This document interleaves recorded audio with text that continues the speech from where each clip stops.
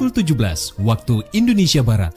Soal perjuangan ke pusat, apapun yang diminta oleh pemerintah Aceh, Lon sebagai wakil Aceh siap memperjuangkan. Saatnya kita dengarkan dan kita saksikan Lintas 17, informasi aktual dari seluruh penjuru Aceh. Kejaksaan Tinggi Aceh menuntut 40 orang bandar narkoba dengan ancaman hukuman mati. Kabupaten Aceh Singkil Provinsi Aceh dengan menyediakan anggaran sebesar 25 miliar rupiah. Inilah Lintas 17 bersama Korwil 17 Banda Aceh.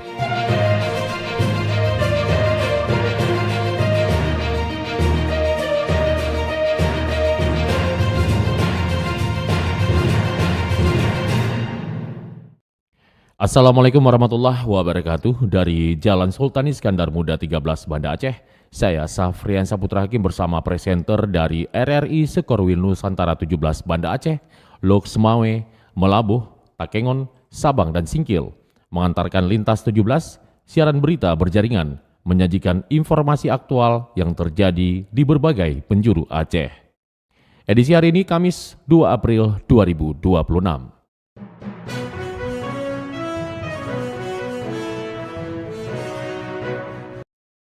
Berita utama yang dapat Anda simak sore ini diantaranya nilai tukar petani atau NTP Aceh turun 0,88%. Kemudian DKP Aceh dorong konservasi ikan, 7 daerah ditetapkan sebagai kawasan konservasi.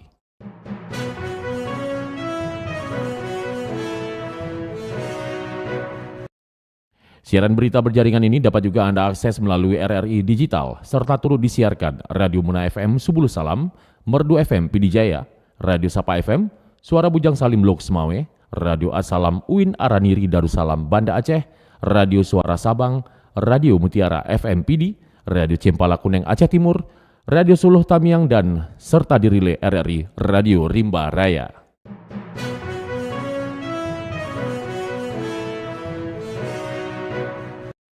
Baiklah saudara, berita pertama kami mulai dari Kutaraja, Banda Aceh.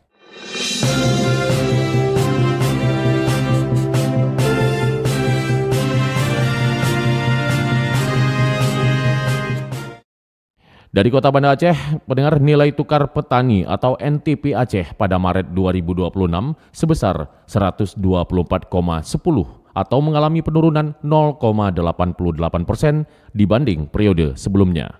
Selengkapnya dilaporkan Tisi Maludia Putri. Pelaksana Harian PLH Kepala Badan Pusat Statistik BPS Provinsi Aceh, Tasdi Ilhamuddin menyampaikan berdasar hasil pemantauan harga-harga perdesaan beberapa daerah di Provinsi Aceh pada Maret 2026 dihasilkan nilai tukar petani NTP sebesar 124,10 atau mengalami penurunan 0,88% dibandingkan Februari. Penurunan NTP terjadi pada subsektor tanaman pangan dan hortikultura. Adapun indeks harga yang diterima petani IT pada Maret mengalami penurunan sebesar 0,80% dibanding periode sebelumnya. Sebesar 124,10 dan ini mengalami penurunan sebesar 0,88% dibandingkan Februari 2026. Jika dilihat menurut subsektor, kenaikan NTP terjadi pada subsektor tanaman perkebunan rakyat, peternakan, perikanan, dan pembudidaya ikan.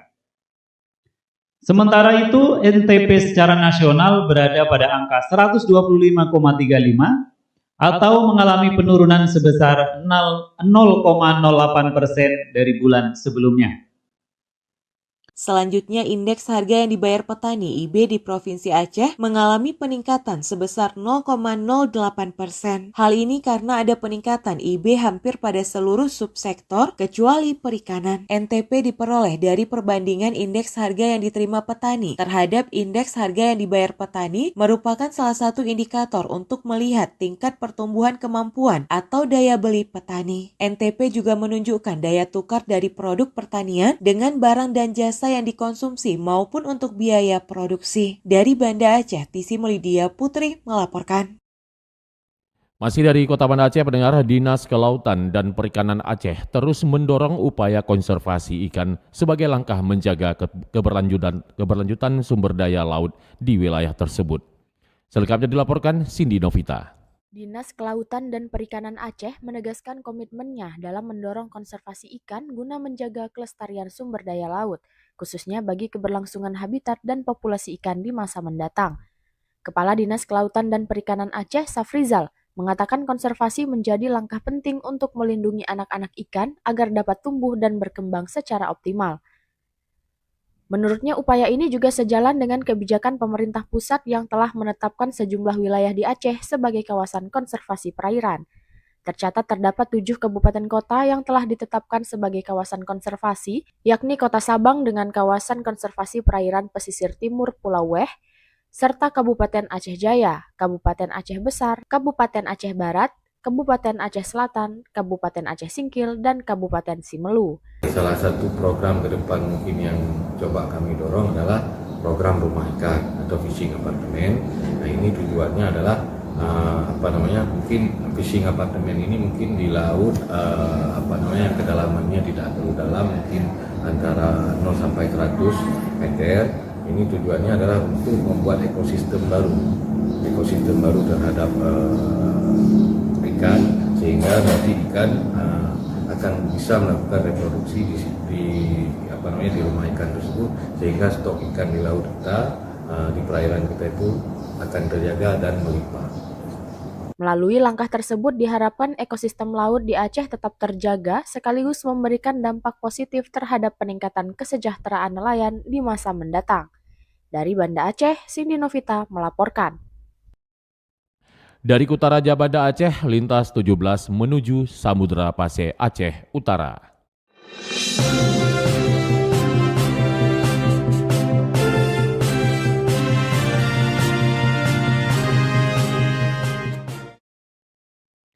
Pendengar Puskesmas Tanah Jambu Aye, Aceh Utara, saat ini terus menggencarkan upaya pencegahan dan deteksi dini tuberkulosis melalui screening aktif.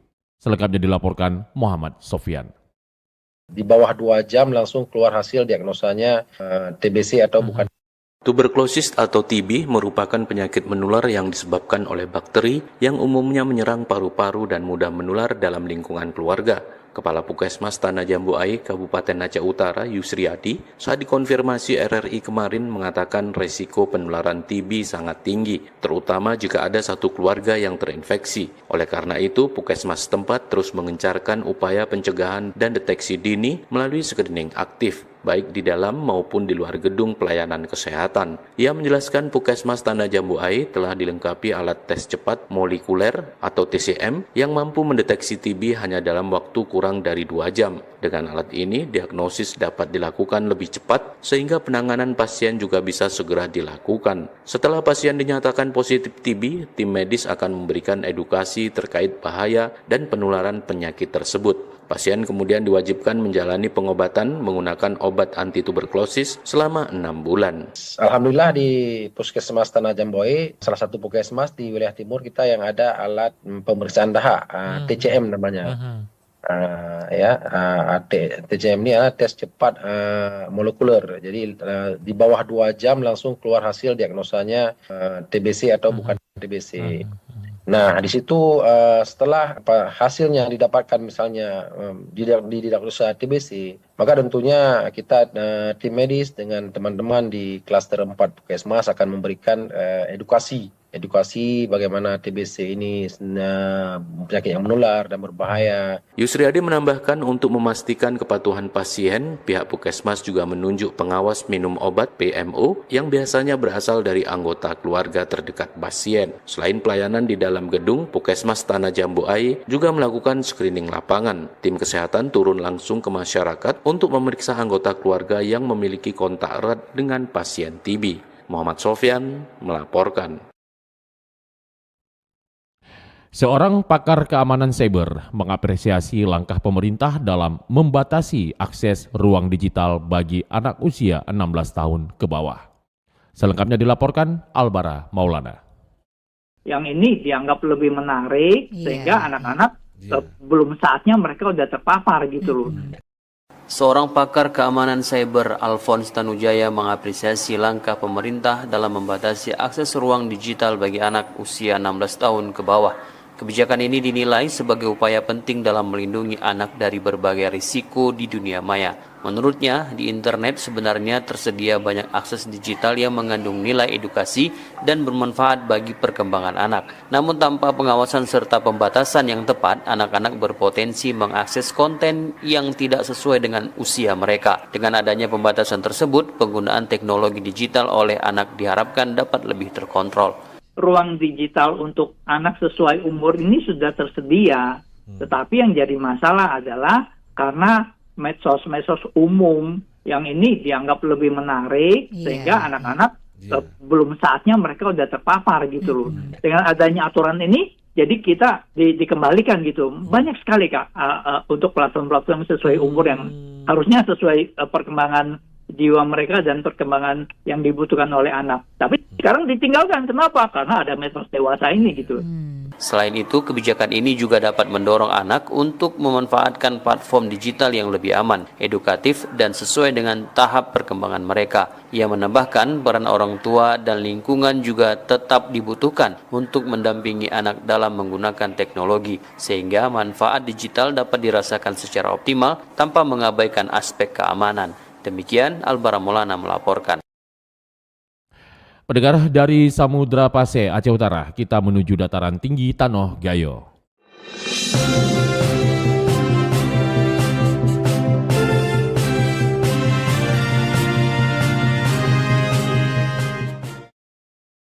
Wakil Bupati Aceh Tengah tinjau sejumlah titik drainase Sumbat. Selengkapnya dilaporkan Muhammad Sanusi.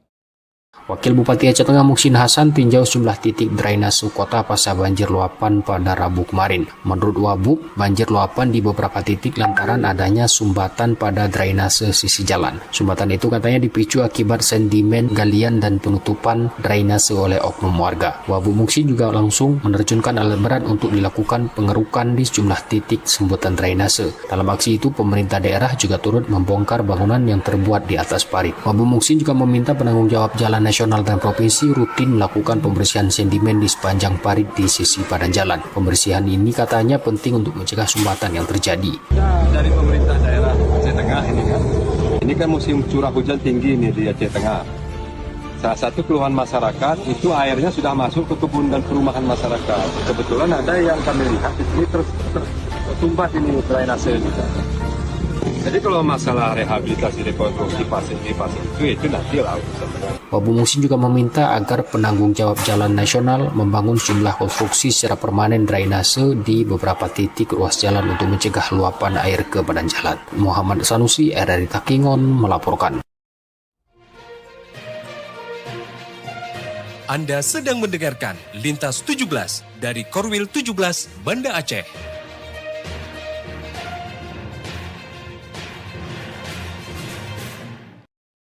Anda telah menyimak berita-berita dari Kutaraja Banda Aceh, Luxmawe, Melabuh, dan Takengon. Kami ajak Anda menuju 0 km Indonesia Pulau Weh.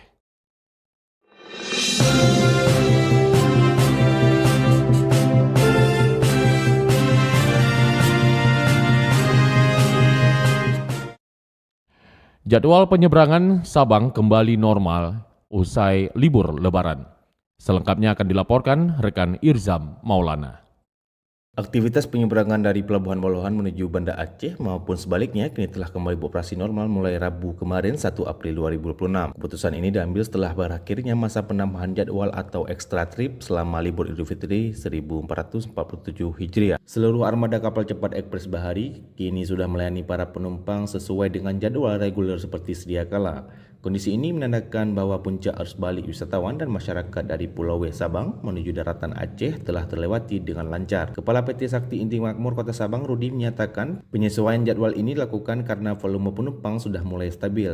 Menurut dia, langkah penambahan trip sebelumnya sangat efektif dalam mengurai kepadatan pengguna jasa selama musim libur Lebaran.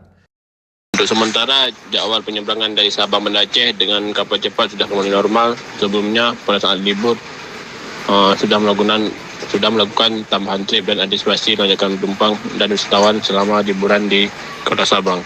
Sementara itu, jadwal kapal ro-ro atau kapal lambat yang dirilis oleh PT ASDP Indonesia Ferry juga telah kembali ke pola keberangkatan seperti biasa. KMP Aceh Hebat 2 dan KMP BRR dijadwalkan melayani 4 kali penyeberangan dalam sehari sesuai kondisi cuaca dan bersifat tentatif. Pihak pengelola kapal juga terus memantau kondisi cuaca demi keselamatan pelayaran di perairan Selat Benggala. Para calon penumpang kini diimbau untuk kembali memperhatikan jadwal keberangkatan rutin agar tidak tertinggal kapal. Masyarakat bisa mendapatkan informasi jadwal terbaru melalui rekening resmi maupun kanal informasi digital yang telah disediakan. Meskipun jadwal sudah kembali normal, pelayanan di pelabuhan tetap dilakukan secara maksimal untuk menjamin keamanan para pengguna jasa. Stabilnya jadwal penyeberangan ini juga diharapkan dapat terus mendukung kelancaran distribusi logistik dan mobilitas masyarakat. Dengan operasional yang kembali normal, aktivitas ekonomi masyarakat pasca libur panjang pun diharapkan segera pulih sepenuhnya. Demikian laporan dari reporter RRI Sabang Irza Maulana, Pro 3 RRI terus mengudara untuk Indonesia. Dari 0 km Indonesia Sabang, lintas 17 bergerak menuju kawasan Bumi Syekh Abdul Rauf As-Singkili.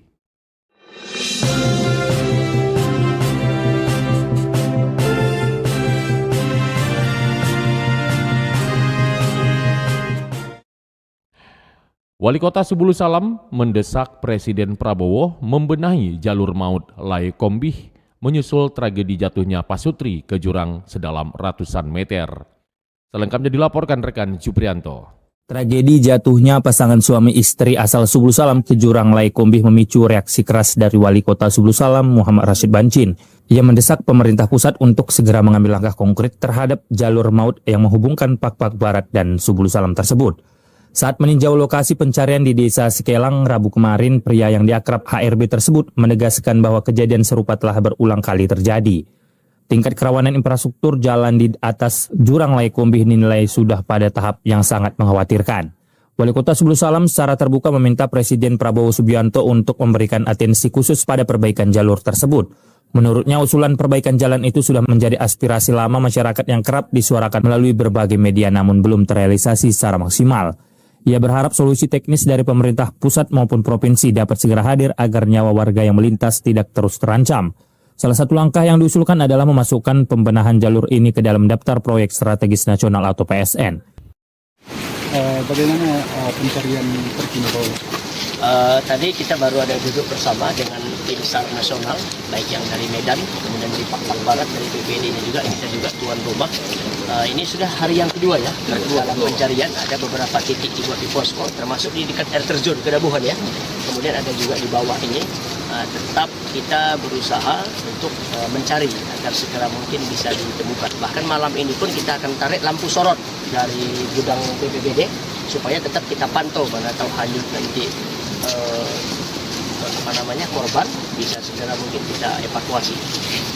Pak Wali, ini kan kejadian yang berulang, Pak Wali. Apa solusi yang dicari oleh pemerintah kota? Ya, menarik. Nah, ini yang kita harapkan bagaimana kita mengatasi untuk kedepannya kejadian seperti ini agar jangan terulang. Maka kami berharap nanti dua pemerintah daerah ini, baik itu pemerintah Kabupaten Kota Pak Barat dan Kota Subulu Salam dan juga provinsi, bagaimana mencari solusi yang terbaik mengatasi jalan Pak Barat menuju Subulu Salam agar tidak ada lagi nanti korban jiwa seperti ini jatuh ke jurang Lai Kombih ini. Penyiapan fasilitas pendukung seperti lampu sorot dan posko darurat telah disiagakan untuk membantu tim SAR gabungan selama masa pencarian 7 hari. Dengan mendatangi lokasi kejadian tersebut diharapkan dapat mempercepat koordinasi lintas daerah antara Subulu Salam dan Pak Barat. Selain itu, fokus pemerintah saat ini juga menyimbangkan upaya evakuasi korban sekaligus menyuarakan perbaikan infrastruktur demi keamanan publik di masa depan. Demikian, Juprianto melaporkan. Informasi terakhir pendengar, pemerintah Kabupaten Aceh Singkil meminta seluruh dapur Satuan Pelayanan Pemenuhan Gizi atau SPPG di Aceh Singkil harus memiliki SLHS. Selengkapnya dilaporkan rekan Salihin Barus.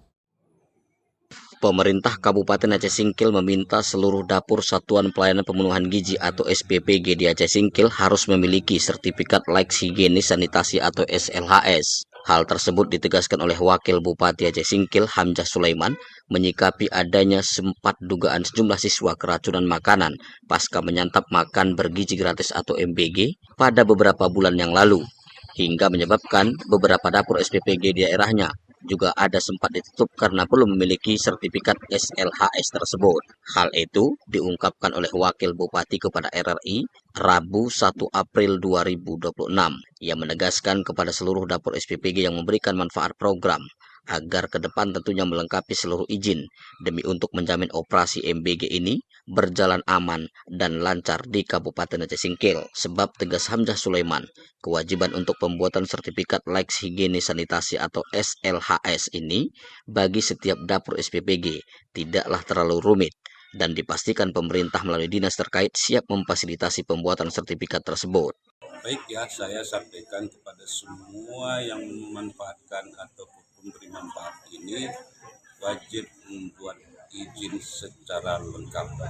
Kalau ada yang masih kurang, lengkapilah agar nanti ada satu jaminan dari pemerintah dan juga kepada penerima manfaat dan juga orang yang bekerja di tempat itu supaya lebih nyaman. Karena izin yang dilakukan ini tidak begitu susah.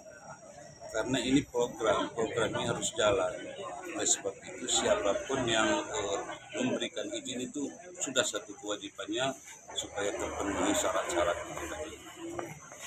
Seperti diketahui, dari 17 dapur SPPG yang tersebar di Kabupaten Aceh Singkil, ada terdapat sebanyak 5 operasional dapur Satuan Pelayanan Pemenuhan Gizi atau SPPG yang dikabarkan terpaksa sempat dihentikan sementara waktu. Penghentian operasional sejumlah dapur SPPG ini berdasarkan perintah dari Badan Gizi Nasional atau BGN karena diduga belum memiliki sertifikat layak higienis sanitasi atau SLHS dan bahkan belum mendaftar untuk proses inspeksi kesehatan lingkungan IKL sebagai syarat penerbitan sertifikat SLHS tersebut kepada Kementerian Kesehatan melalui Dinas Kesehatan Kabupaten setempat. Demikian Salihin Barus melaporkan.